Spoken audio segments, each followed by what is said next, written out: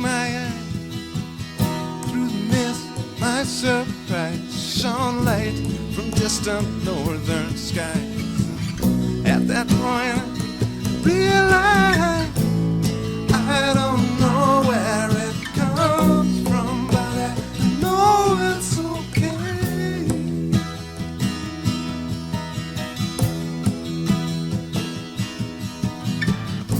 If this is all an illusion, then I'm willing to play.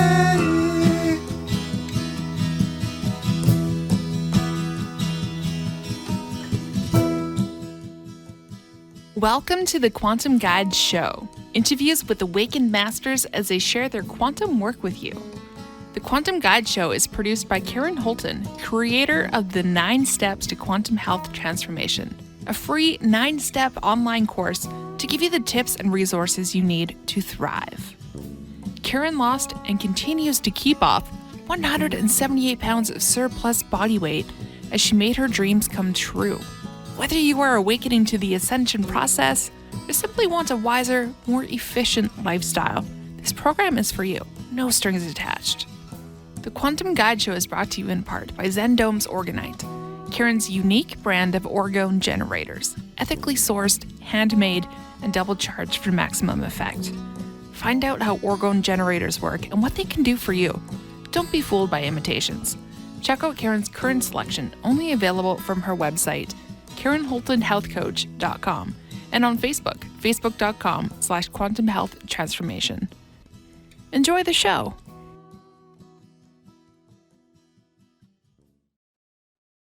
Welcome back to the Quantum Guide Show.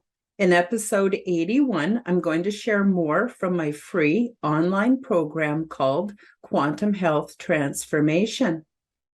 As I share from step 7, we discover perspectives about our sex, gender, and male-female energy.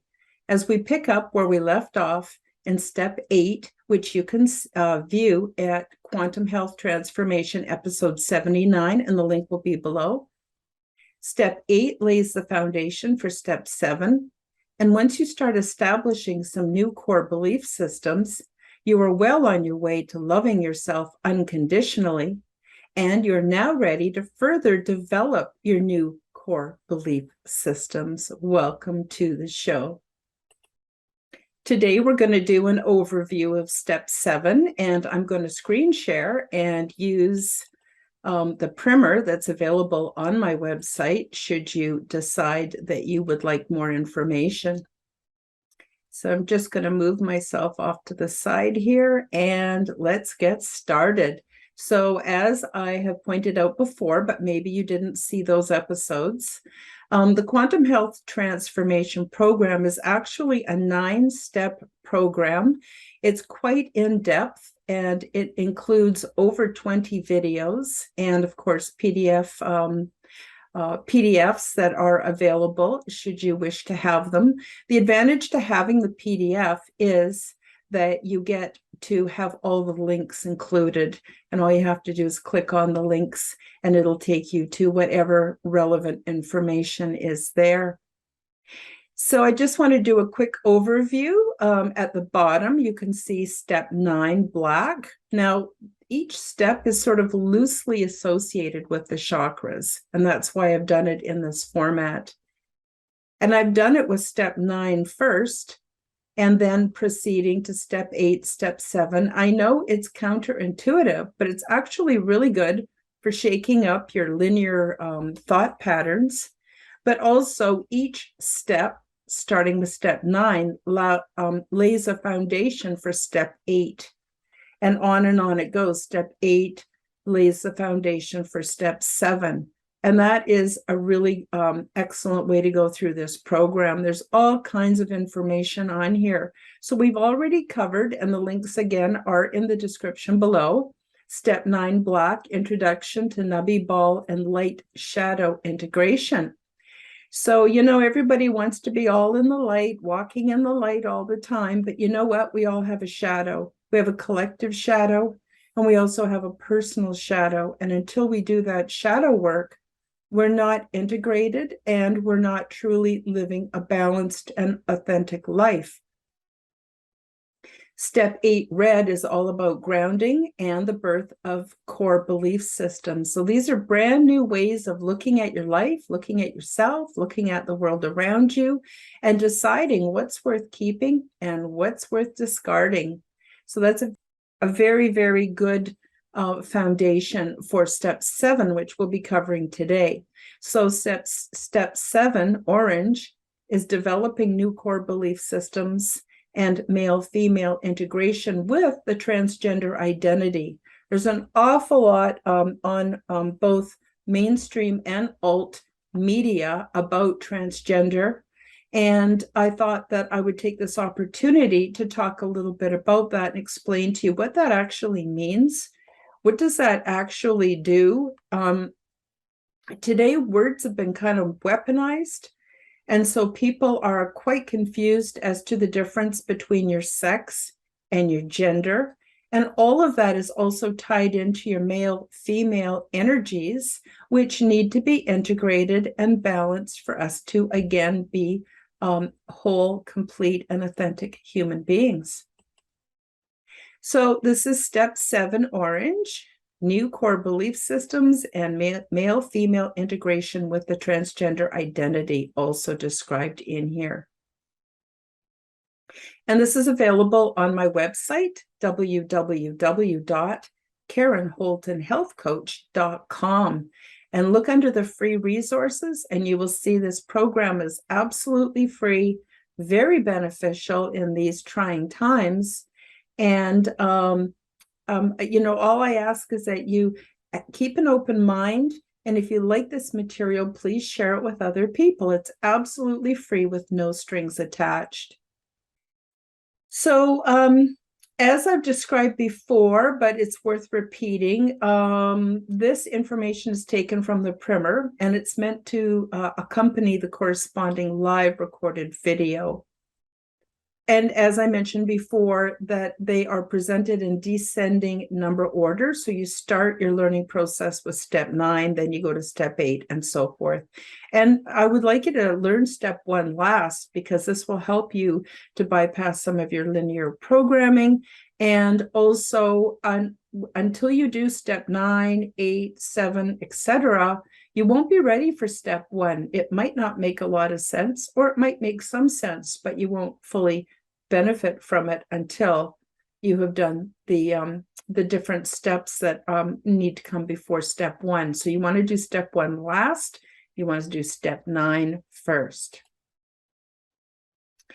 All the information that I'm presenting today has been taken from the Living Library or the Akashic Records, and from my personal life experience and training.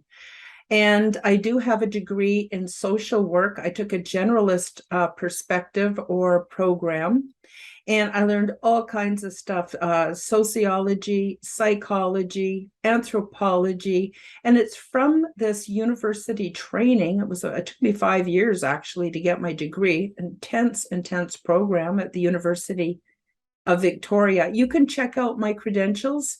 They're available on the in my shop under the Vital Services tab, if you'd like to see some reference letters and some my certificates and my diploma and all that kind of jazz.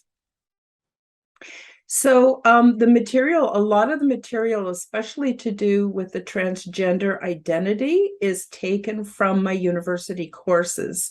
So this is not stuff that I've just made up or pulled out of thin air or from watching other YouTubes. This is taken from some fairly hardcore university programs. So I just want to mention that right from the get-go. And I don't want you to run out and just do everything I say. That is not the purpose of these videos. The purpose of this program is to help give you a jumping off point where you can then perhaps get ideas on how to do this kind of work yourself.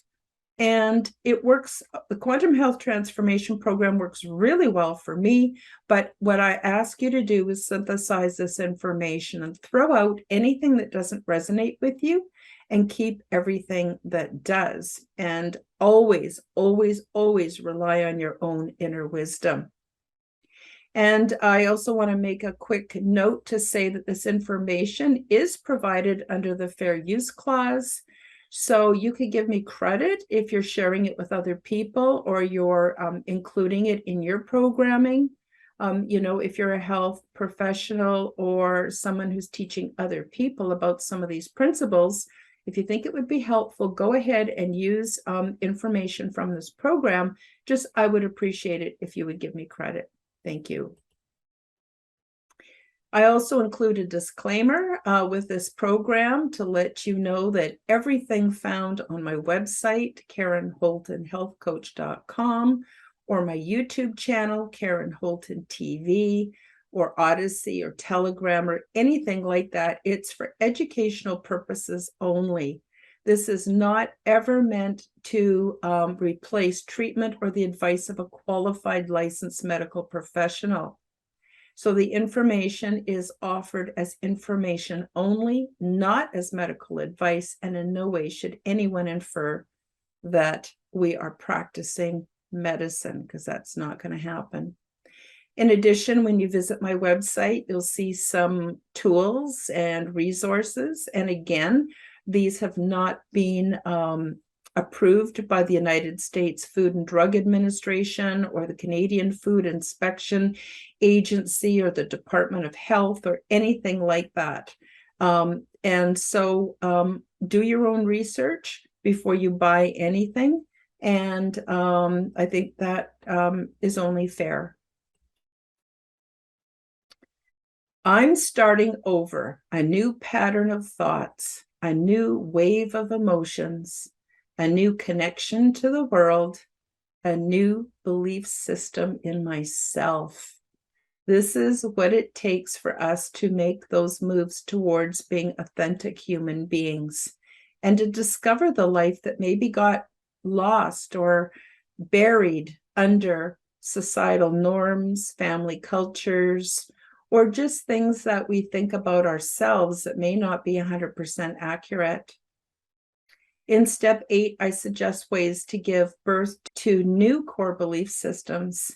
And if you've not already done so, please do watch Quantum Health Transformation Step 8. And again, the link is in the description below. And once you've considered this information and you've done the recommended exercises, you'll be well on your way to loving yourself unconditionally, and you're now ready to further develop those new core belief systems that you discovered in the previous lesson. It's also important for me to mention here, this information is here to assist you to do your own work. I'm not going to do the work for you. I will never do the work for you because the work is for you to do yourself. And this is really, I think, important. So as I mentioned before in the previous lesson, you can make use of daily reminder emails. And one of my favorites is Mike Dooley's TUT, or Messages from the Universe. And it's very inspiring. I've been receiving these positive, upbuilding messages for a long time now, a long time meaning like about 10 years. And they've really helped me, especially at the starting out point where I had a vision, I had a dream, but I hadn't actually created it in reality yet. And so all the way through to the point that I have now created the job of my dreams and the lifestyle that really supports me and helps me to hold enough frequency for my amazing spiritual experiences.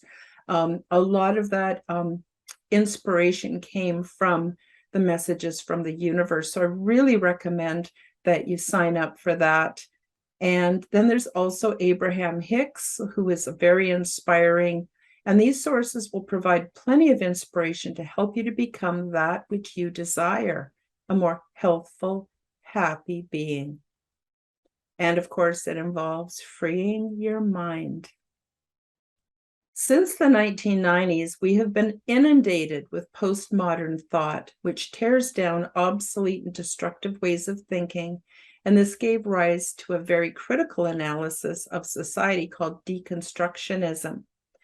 So if you're not familiar with that term, basically deconstructionism is deconstructing everything we're taught as being real or facts, especially history, historical accounts, which were often written from the perspective of the ruling class or the victors, and does not represent the voices of women, the voices of indigenous populations, and the voices of children, and the voices of all kinds of people who were not part of building that information. So it's quite important to tear down the way we've been taught, which is basically the programming, and learn to have a critical analysis of society so that we can tear it all apart, take a look at it from different perspectives, different ways of looking at it, new proofs that come to light, that kind of thing. So deconstructionism is important, but it's not all that there is. So although it had its place, the flaw in this type of analysis is that it is anti-productive to positive creativity and growth. One can spend so much time going down one rabbit hole of analysis after another that the joy of being creative beings is forgotten and lost, and this leads to much unhappiness. So I spent 5 years going to college and university and learning all about deconstructionism. We deconstructed everything, the psychiatric industry or the psychology industry, anthropology, all kinds of things. And we tore it all apart. And so after 5 years of that, my thinking was all about tearing everything apart. It got to be to the point where I could go to a restaurant, look at the menu, and start deconstructing that. I was deconstructing everything. And it actually led me to being quite unhappy and very depressed because I wasn't experiencing the joy of being a creative being. That was lost. So they taught us how to tear everything down. And you'll see that a lot in the woke movement, where they tear everything down, or even worse, they want to eliminate all evidence of it, which I do not agree with. And I do not think that being woke or awakening are in any way related to each other or similar in any way. And so what's happened is people are really angry and they haven't found a way of being creative. So when you tear down, you also have to rebuild. You need to replace and you need to rebuild. And this is super, super important. And it leads to a sense of fulfillment when we do that kind of work. So once we shift from what's wrong with the world, we can focus on what is healthy, and everything changes. And there are so many things that we can create, things in our world that have nothing to do with politics or the pharmaceutical industry, that actually really will make us feel amazing. And so that's what we want to do. We want to shift from what's wrong with the world. We want to start focusing on what is right with the world. And there's a lot to be quite joyous about. So many projects and new ways of thinking and new safe and healthy technologies. There's just no end to it. So we want to be able to do both. And that goes quite nicely with the lesson today on how we would integrate our male and female energies. And we've already done the lesson on taking a look at our shadow and our light, but we haven't yet really looked into balancing the male and the female. And that's another really important part of our spiritual and physical and emotional health. Do not believe everything you think. Well, to be quite honest with you, we've been so heavily programmed that we think all kinds of things that aren't true, that aren't right, that are not supported by facts, where you're told all kinds of theories from evolution theory on and on and on, that these are basically facts. No, they're not. They're theories. And they have really no basis in the reality that we live in. So things are what they are. The Nubby Bulb tool will help you to see that there is a brighter side to it all. So for that, you want to go back and examine the information in step 9. At first, it may take some discipline, but you will get good at finding a grateful place in your mind and heart. And now you're ready to get on with creating a whole new way of being. Yes, absolutely. You don't like aspects of yourself or your life? Time to make some changes and to do some shifting. Change yourself and you change the world. It's time for a new peaceful era. Things will be okay. So in the meantime, keep dreaming, desire peace and harmony, learn to mind your own business. And that includes switching off mainstream media and even alt media. A lot of it is just none of our business, has nothing to do with us. And that leaves that space for us to look into what is our business. Focus on yourself. Turn your negative attributes into positive ones. Challenge yourself. Discover your inner guru who will not police your every thought, intention, and action, but will lovingly guide you and reveal your own attitudes that may be holding you back. Become your own compassionate observer. Be patient with yourself and frequently reward your successes. So another way of saying all of this is when we get in touch with our higher self, sometimes we call that our inner guru, that part of us will not be the same as the critical voice. The critical voice is part of our faulty programming.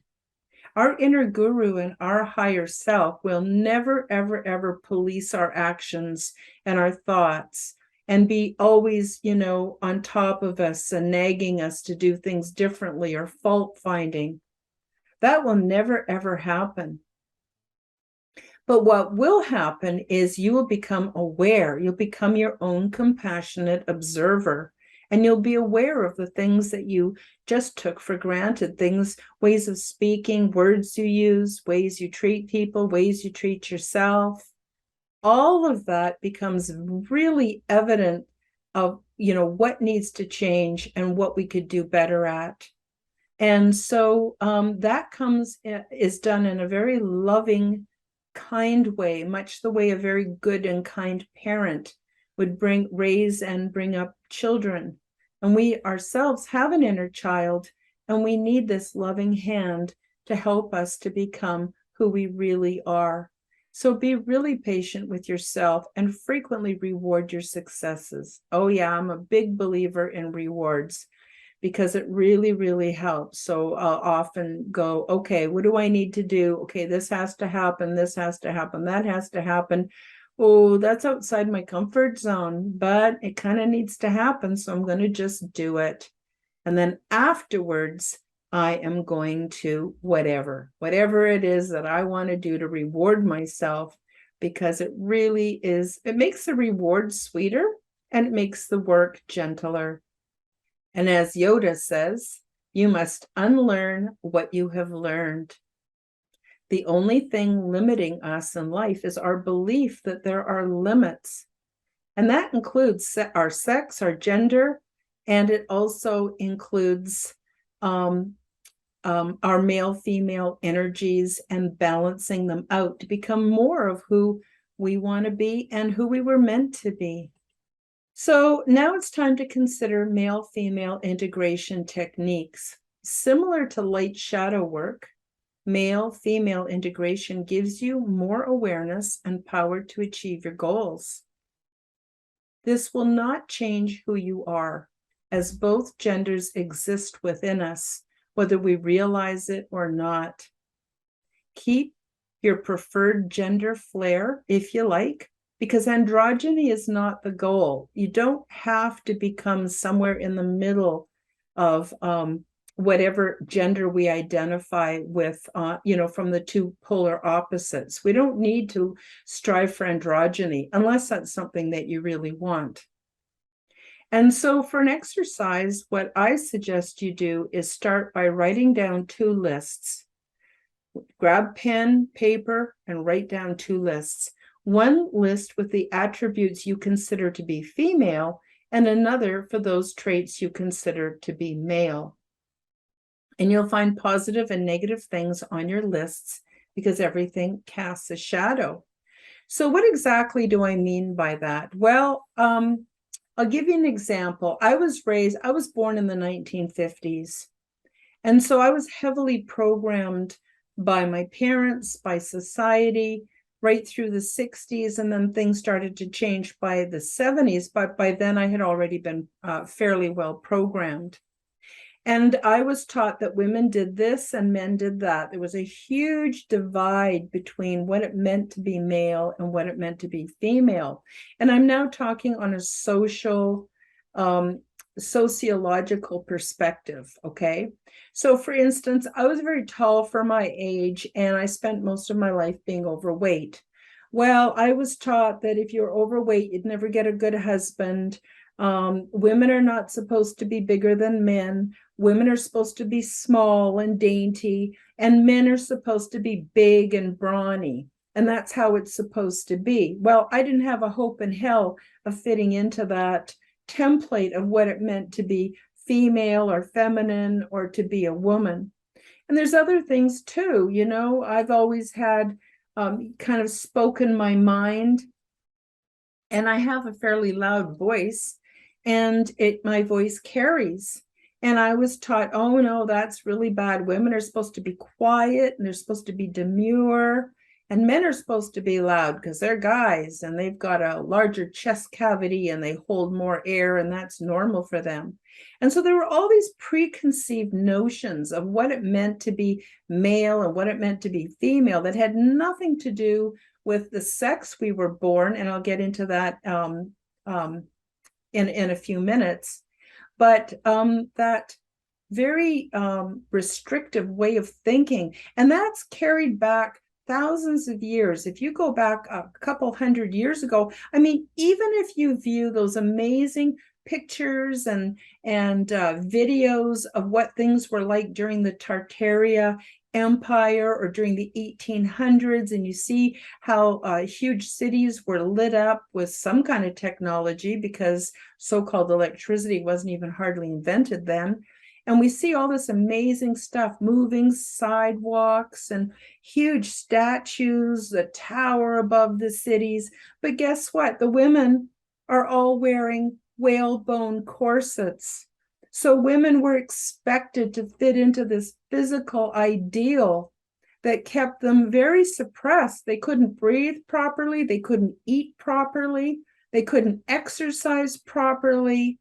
And so you see, even throughout history, there has been ways that women's energies have been harnessed and controlled.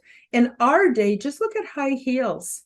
If you have never worn high heels, if you're a guy that's never worn high heels, or you're a woman that's never worn high heels, go out and try a pair on. Get a cheap pair from the thrift store and walk around in them. It's excruciating. To me, it's very much like Chinese foot binding, but it's the American version.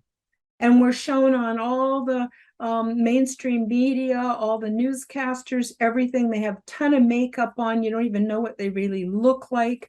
They're wearing dresses that are short and sleeveless, and that's what we're supposed to look like. And they're all got their high heels on. No, that is nothing to do with us being authentically female or even male. And so what I suggest you do is write down 2 lists. What I did was I wrote down a list of everything that I was taught was female or acceptable socially for women, what women were supposed to be. You know, we were supposed to be always giving, and we're supposed to be compassionate. We're supposed to raise the children, and we were never supposed to get dirty. And all of that information. And on the other side, I wrote down all the things that men were allowed to get dirty. They were allowed, be mechanics and stuff and get their hands good and dirty and dirt under their nails. And they were allowed to be angry because men just do that and all this other jazz. And then what I want you to do is, you'll notice there's positive and negative things on both lists because everything casts a shadow. But what you can actually do is go into those lists and pick out what you want. Do you want to be compassionate? Do you want to be physically strong? Are you a tall or a full-sized woman and you're okay with that? Go for it. It doesn't matter. It's up to you to pick the attributes that you want to have in your life.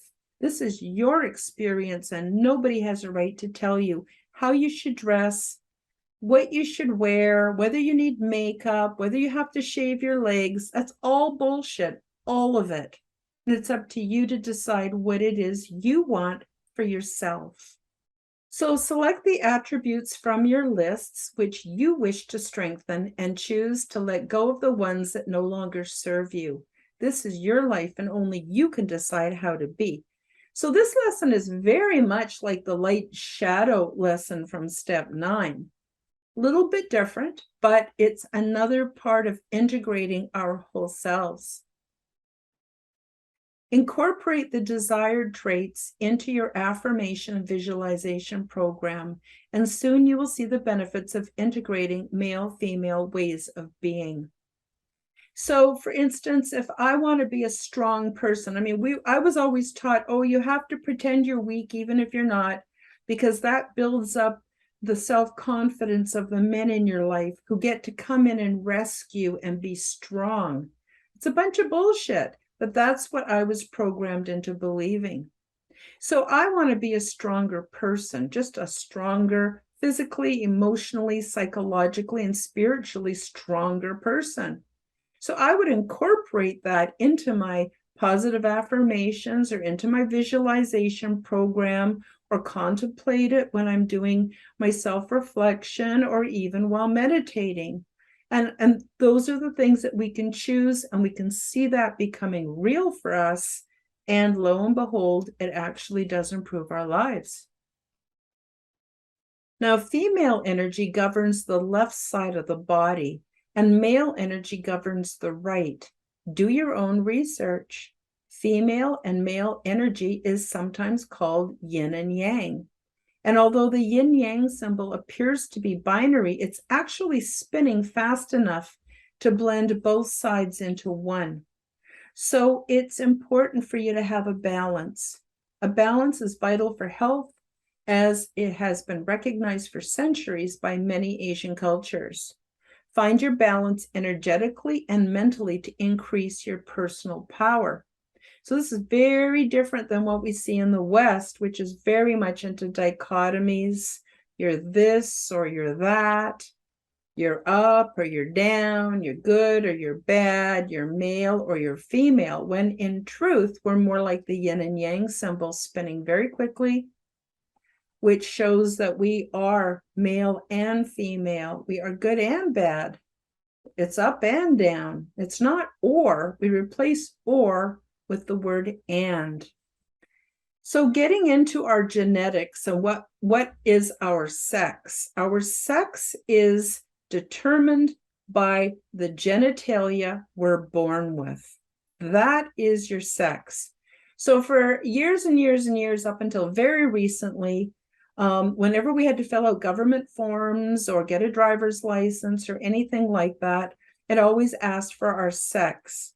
And we would put in the box male or female, depending on whether we have a penis or a vagina. And that's how it was done.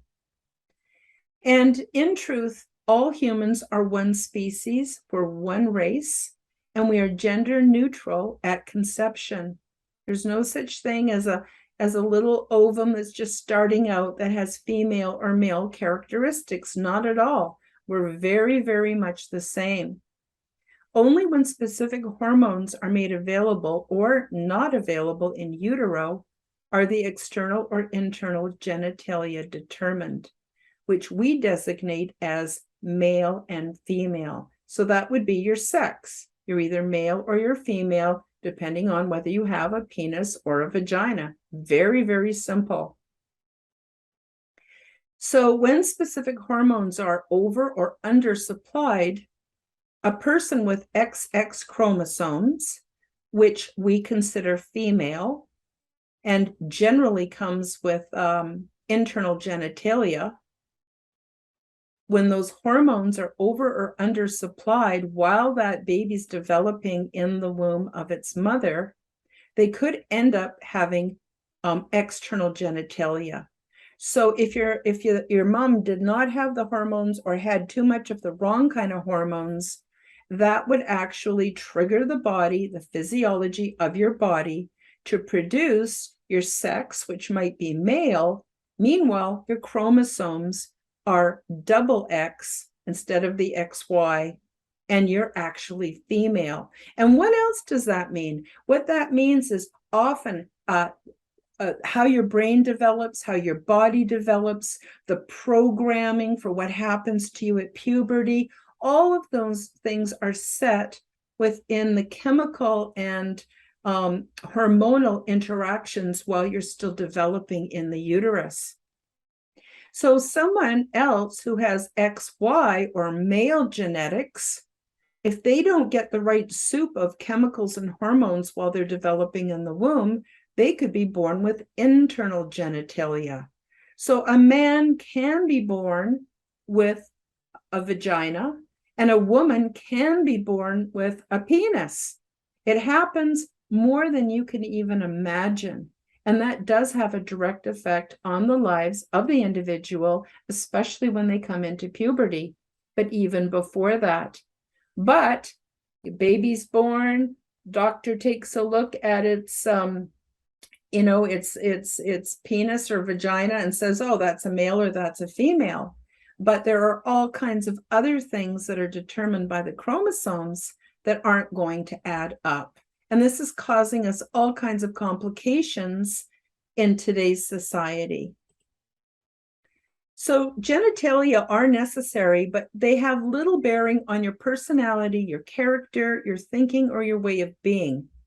In truth, although there are some differences that come with the chromosomes of a male or a female, the external genitalia really doesn't have much of an effect. It doesn't make us a good or a bad person. It just makes us a human being.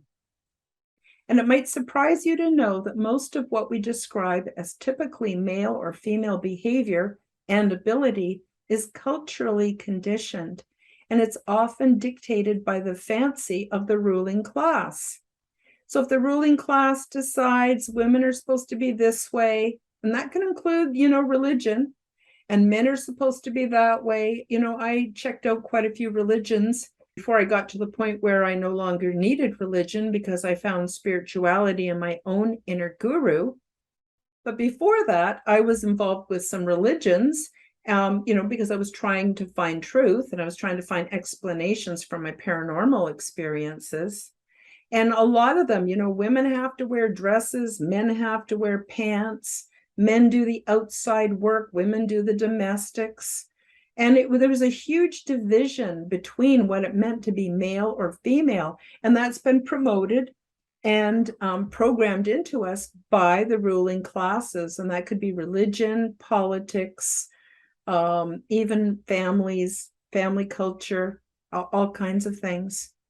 When we realize that our socialization is no longer a benefit to us, it begins to disintegrate, revealing our true nature and authentic selves. So, not every guy wants to be an alpha male, and not every female wants to be, not sure what the word is, an alpha female. There are all kinds of ways of being. There are all kinds of people that are male or female, depending on their genitalia or their gender identity, who do not want to behave the way that has been socially constructed and served up to them. And that's totally okay. You do not have to live up to anybody's expectations. The goal here is to find your authentic self. And we soon realize that we're part of a gender continuum, and we have both male and female qualities. So we've talked about the energy being male and female that everybody has. We've talked about different ways of being and thinking and presenting ourselves that don't have to fit to the dichotomy.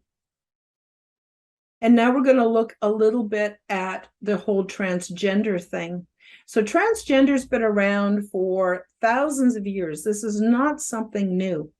And in the East, it's been more accepted. For instance, in India, there's a whole classification of people who form fictitious families and culture. They're called the Hira or Hira. And they're often employed to do all kinds of spiritual rituals and things like that for mainstream society. And they have a place. And these are people who do not fit the gender stereotype of male and female.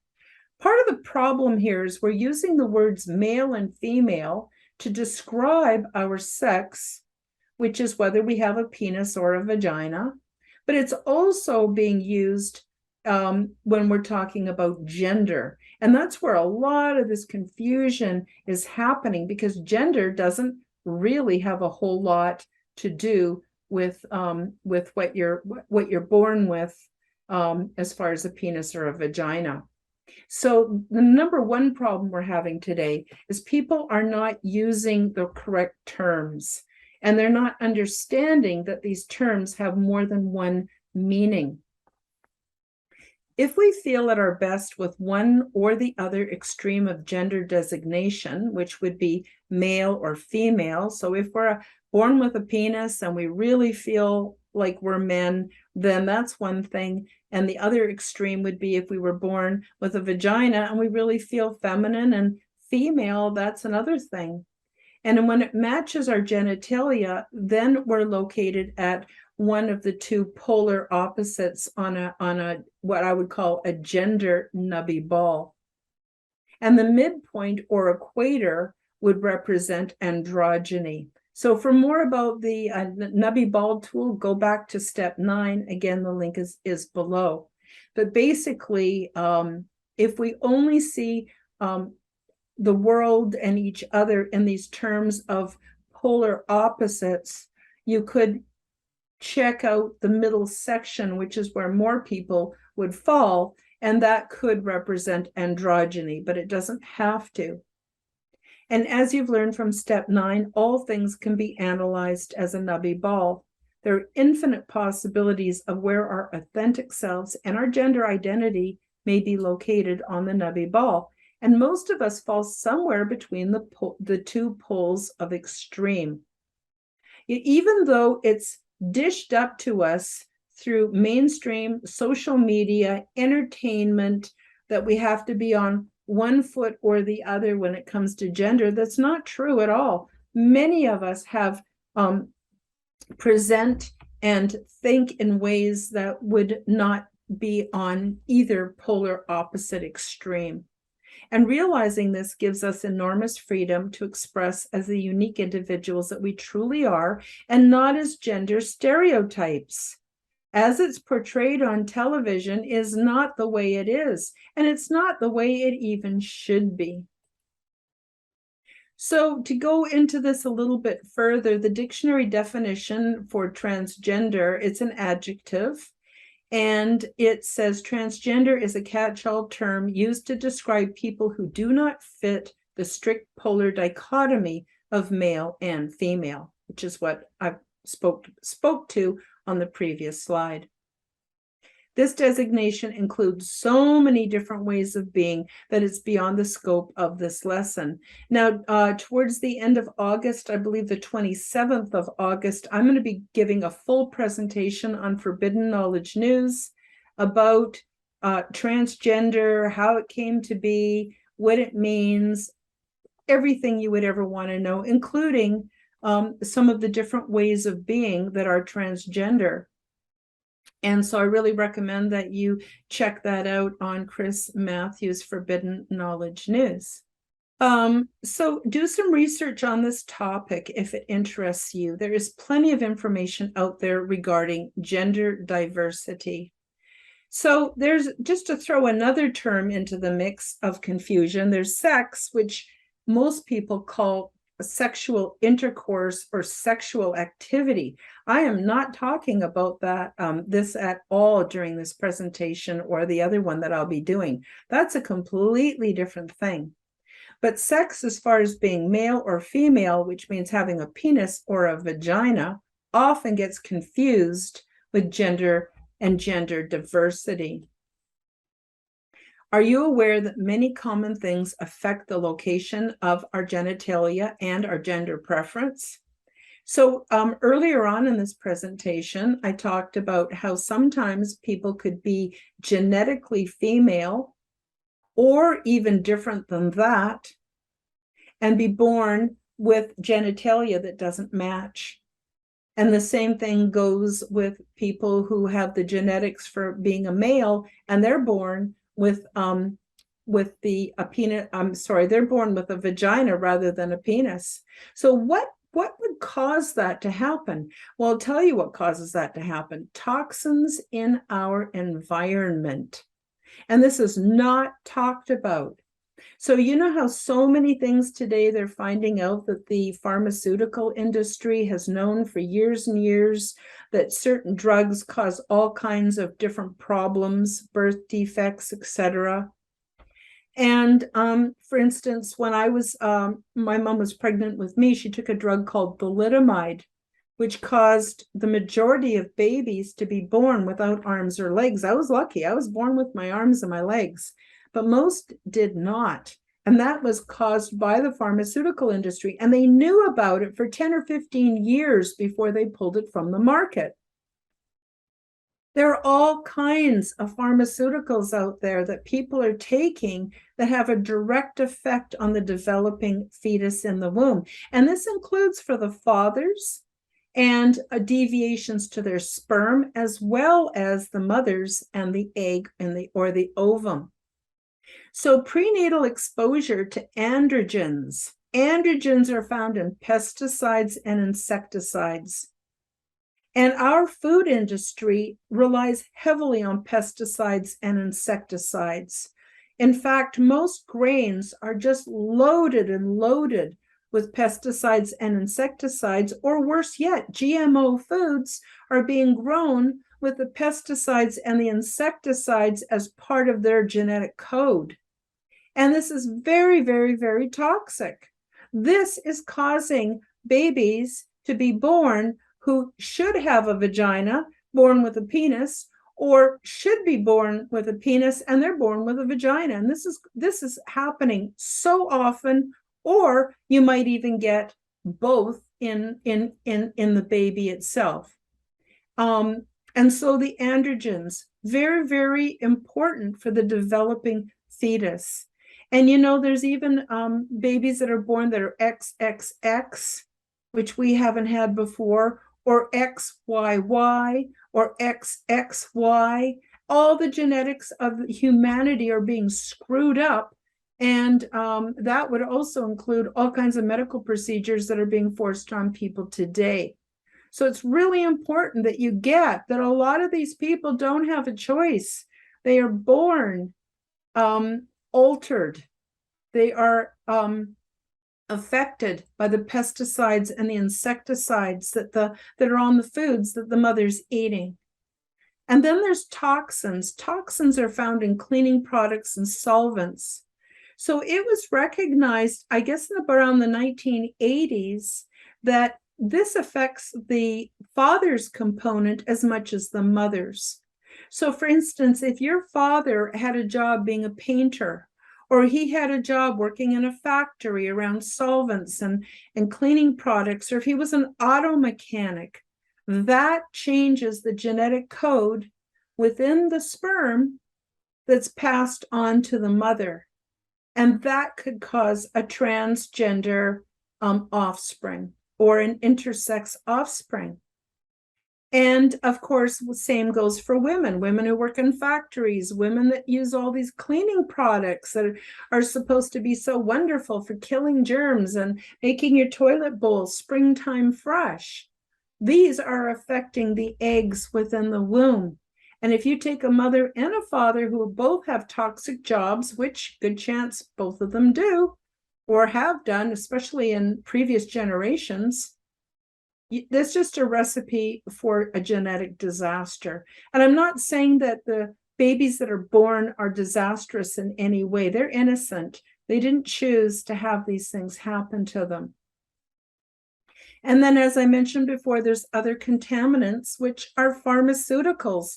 All pharmaceuticals have side effects. And one of those side effects are they affect the baby being developed within the womb. And another thing that also affects the how the babies develop is nutrition. And a lot of women are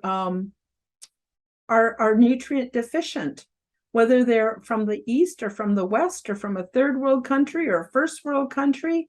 It doesn't matter. Our food supply has been contaminated, and we're not getting the right kinds of foods due to all kinds of basically lies that are told to us that come about due to the advertising industry.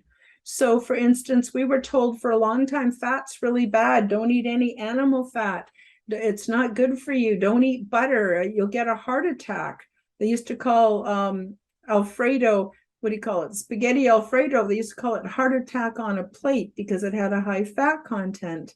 And then those were replaced with all these crappy vegetable margarines and fats that were super bad for us. And so you see, nutrition also plays a really, really important part in having healthy children.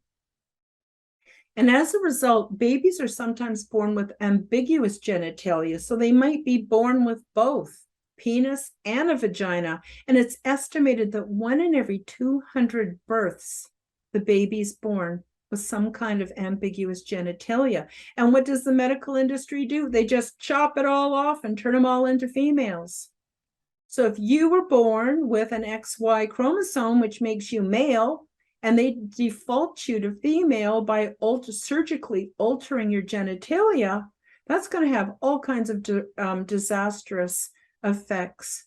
So it is still the standard medical practice to surgically turn all intersex babies into females. And this often results in gender confusion and gender dysphoria. So how much of what we're seeing going on today is due to that? And what do most people do? They stigmatize and abuse the transgender individual instead of putting the blame where it belongs on the greater goings on within our society, the medical industry, the kind of work conditions people are forced to work in, polluted water, polluted air, chemtrails. It goes on and on and on. So those on the gender continuum who wish to alter or disguise the appearance of their primary and secondary sex characteristics along with behavior, either temporarily or permanently, are transsexual. Transsexual lifestyles may include crossdresser, drag queen, and king, or transvestite and fetish. These are all big terms that sort of form umbrella from all kinds of sub-classifications. So let me explain a little bit more of what I've just said here, because it's kind of a mouthful. So when a person is born, if they have a penis or a vagina, and they wish to present in appearance as the opposite, so if they're born with a penis, but they want to dress and act as though they have a vagina, that is their primary sex characteristic that they want to disguise. And a secondary sex characteristic would be something like what happens to you at puberty. So if you want to disguise the fact that you have a vagina and you have a period, or if you want to disguise the fact that you grow a beard and have a penis, you can disguise that and present as what we would call the opposite. But also there's a behavior modification that goes with it. So let me give you some examples so that you can get your head wrapped around this. There's cross-dressers. Now, cross-dressers are neither trying to be the opposite sex. They just like to dress as the opposite sex because it gives them some form of comfort. So for instance, if you have someone who was very, very close to their mother and she wore fuzzy slippers and a fuzzy house coat that was pink, and she passed away, and someone who has born with a penis misses their mother so much They might actually put on a pink fuzzy robe and slippers and walk around the house like that because it makes them feel closer to their mom. So that would be an example of someone who gets a sense of comfort from dressing as the opposite gender or the opposite sex that they were born as. And they generally do that in private. They don't usually, generally people would never know out in the social reality that they do this. And it's a very personal choice. And I personally don't see anything wrong with it. And then you're all familiar with drag queens. There's also drag kings. So drag queens present themselves as female, and even though they have penises, and drag king is presenting yourself as male, even though you have a vagina. And this is strictly entertainment. This is not the way these people are when they're off stage. When they're off stage, they have a penis and they look male, or they have a vagina and they look female. This is just theatrical. That's the only place that this applies. Then you also have transvestites. Transvestites are people who get off sexually on dressing as the opposite gender to what they were born as. And so a man might want to dress up as a woman, and that helps him in the sexual realm. It has nothing to do with their preferences or entertainment or comfort. It has everything to do with sex. And then closely aligned to that is fetish. So you may have a woman who likes to dress as a man because it's sort of a fetish, just like you have the BDSM community. And if you don't know what that is, you can look it up. You have the kink community. And so this fetish is really popular within the kink community. But someone who has a fetish for cross-dressing is not necessarily a cross-dresser. They're not necessarily doing it for comfort. They're generally doing it because they have a kinky aspect to their personality that helps them to enjoy their life more. And again, with all of these classifications, I don't think there's anything wrong with it. If you're not hurting anybody, and you're not hurting yourself, although with BDSM, that's sort of debatable, who cares? Who cares what someone has in their shorts? Who cares? Really, that's really none of our business unless it's our own situation. So a transsexual person who wishes to permanently change their gender is commonly called F to M, which is female to male, or M to F, which is male to female. So this is somebody who is, and in our okay, I'll just sort of finish what I was saying. So this would be someone who wants to go from having a penis to having a vagina, or from having a vagina to going to having a penis, or maybe they just want to permanently disguise their primary or their secondary sex characteristics permanently and pass as the opposite sex for the rest of their life. And usually behavior modification and gender resocialization is required before gender reassignment surgery is possible. Now, I got to tell you, this whole thing has been co-opted by the medical and pharmaceutical industry. They make millions of dollars by, if someone comes into the psychiatric industry and they go, I'm a little concerned, I like to dress as a woman, I feel like I'm a woman, but I've got a penis. And the psychiatrist will go, oh, let's set you up to see a specialist, and we can help you to become the opposite. And they really push the changing of the gender permanently and surgically and pharmaceutically, and they've taken it over and they've pushed it as being that medicalization as being normal. And there's nothing normal about that medicalization. There's nothing normal about the behavior modification or the gender resocialization, as I've discussed previously in this presentation. And so what we're seeing today is a big push to get young children to decide whether they want to be male or female. It's ridiculous. Children are innocent. They're neither really male nor female fully until they go through puberty. So they may be born with their primary sex characteristic of a penis or a vagina. They don't actually start identifying much as being male or female until puberty hits. And in my opinion, I think it's better to wait until people are grown up and then let them decide for themselves what they want to be. Because, children, I think, should be left to be innocent, and they shouldn't be pushed because it gives prestige or whatever to the parents or whatever their motive might be. They may even have sincere motives because their little boy likes to dress up in mommy's clothes a lot. But so what? There's lots of kids that go through that, and it's completely normal and has nothing to do with a gender designation. So again, the difference between sex and gender. Sex is what you're born with, a penis or a vagina. Sometimes you're born with both and the doctor turns you into a female. That's your sexual designation. Gender is something different. Gender is what you choose for yourself, how you identify, how comfortable you are in your own skin based on some previously understood stereotypes, which all of that is very quickly melting away now. And the other thing I want to say is a lot of people think that transgender people are pedophiles, or they think that transgender people are gay, and nothing could be further from the truth. It has nothing to do with your sexual orientation, and it has nothing to do with pedophilia.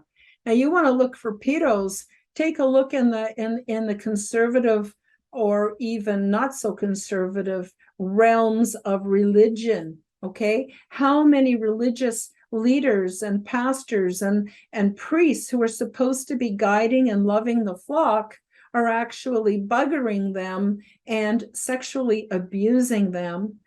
Tons of pedophiles are heterosexual males. There are some that are heterosexual women. It has nothing to do with being transgender, and it has nothing to do with your sexual orientation.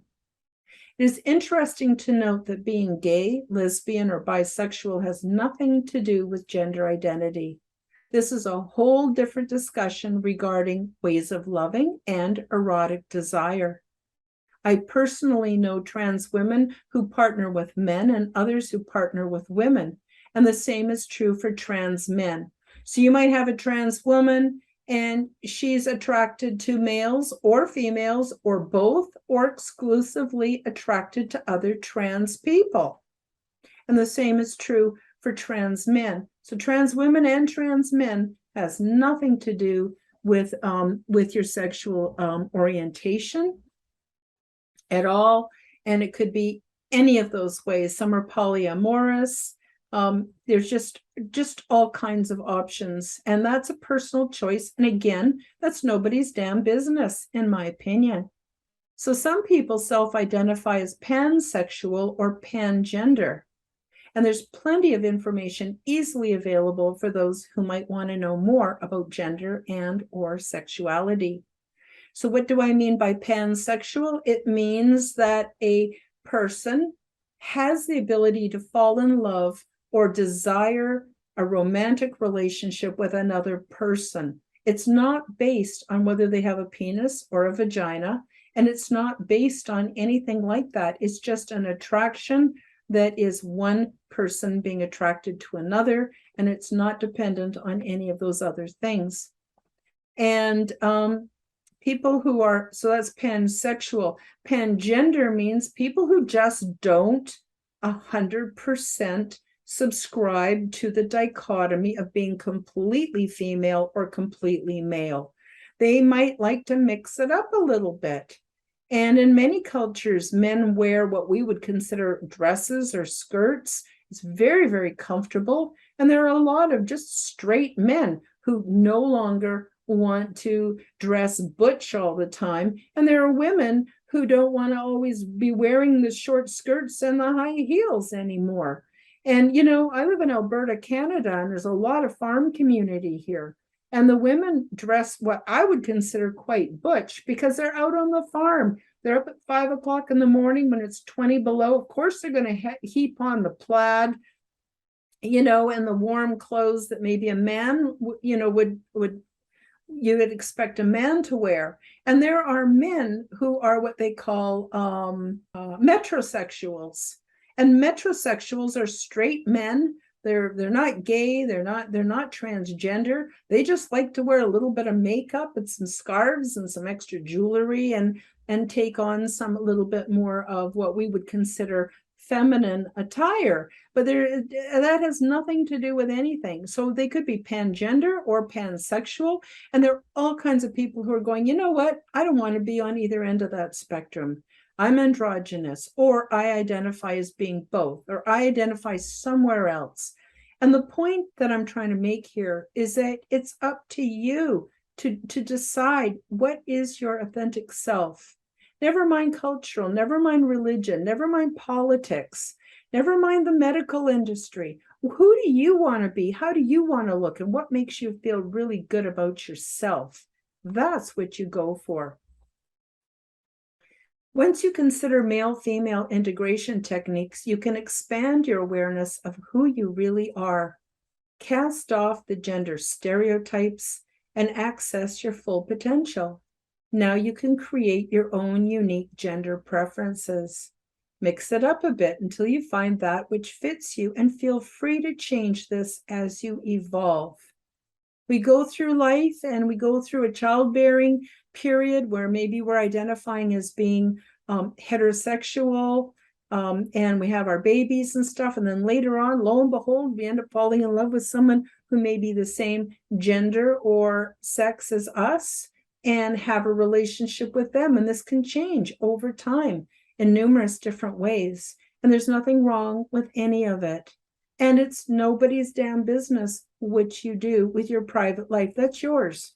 That's your private life. Now, if we choose to, we can more fully develop the divine feminine and the divine masculine within. And this adds to the balance of creation. So we carry both male and female energies. And when we create a balance of that, we actually are supporting the divine feminine and the divine masculine within.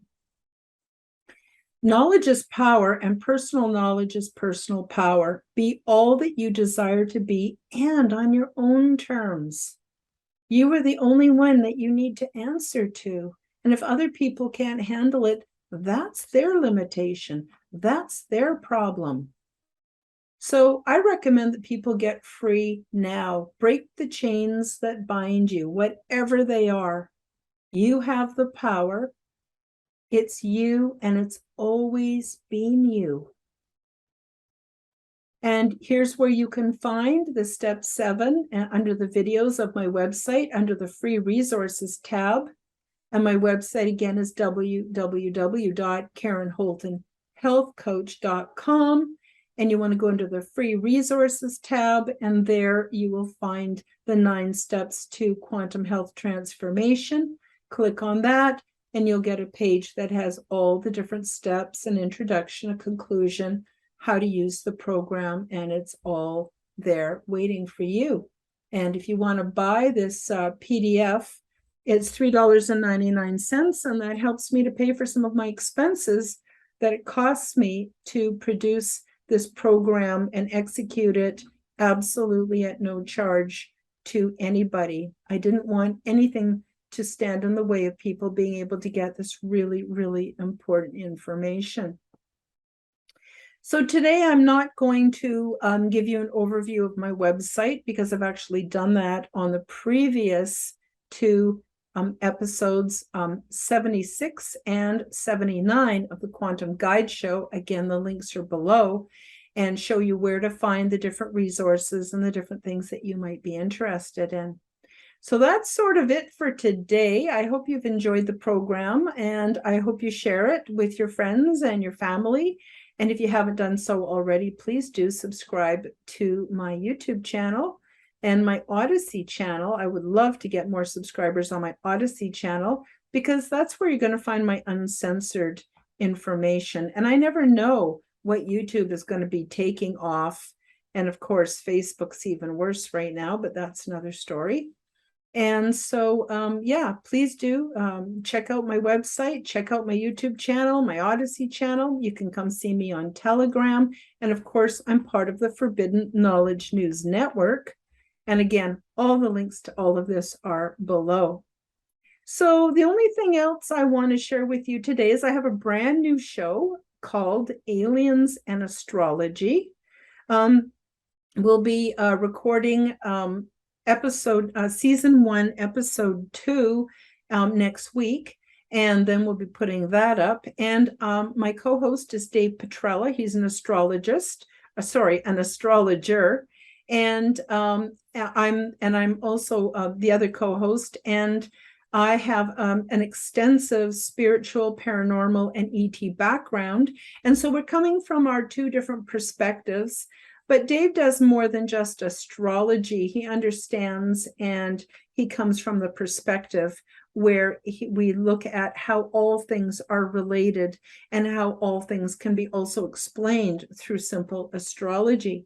So I recommend that you stay posted for that show. And again, I hope you like it and I hope you share it. And I hope you have the best week ever. It's been a pleasure to bring you this information. Next week, I'm pretty excited. Rex Bear from Leak Project is going to be on the show, and I'm pretty excited about that. I'm a big fan of his. When I was going through my waking up process, and this is quite a few years ago, well, probably about 5 years ago now, maybe more like 6 or 7. But while I was searching, trying to find information that would help me to understand what was going on in the world and the things that I was perceiving and maybe nobody else was talking about. And Chris Matthews' Forbidden Knowledge News was my go-to for information, and Leak Project with Rex Bear was also my go-to.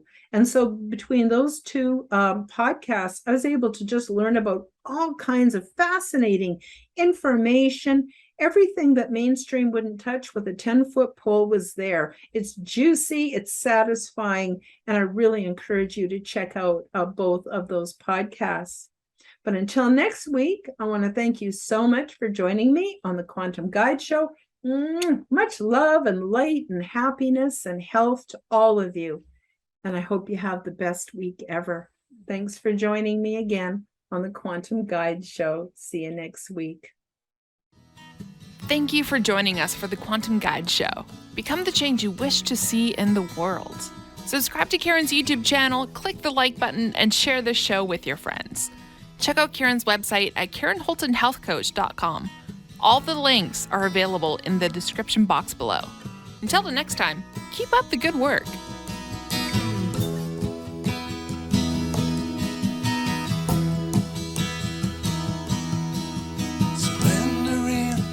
Endlessness puts all my inner strife to rest. For time gives birth to hurriedness. It all makes sense, well, more or less. And the sages put me to their test. With heart and soul I do my best to find the answers to my quest.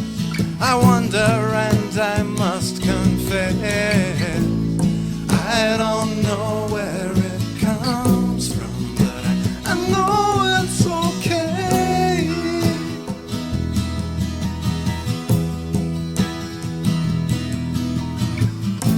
If this is all an illusion, then I'm willing to play.